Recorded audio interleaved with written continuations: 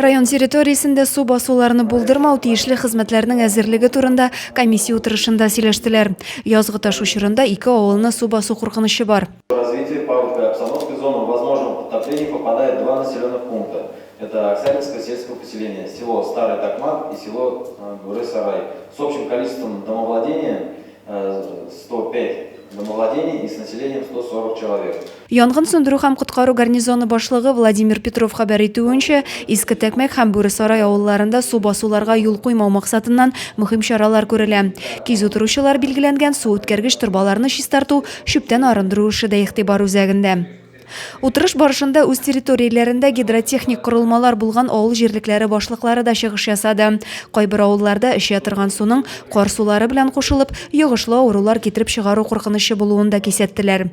Комиссия рәисе Эмиль Галеев гадәттән тыш хәлләр булмасын өчен авыл җирлекләре башлыкларына тиешле хезмәтләргә чаралар күрергә кирәк дип белдерде. Адилә Борханова, Александр Тимофеев, Максим Майоров, Зей хәбәрләре.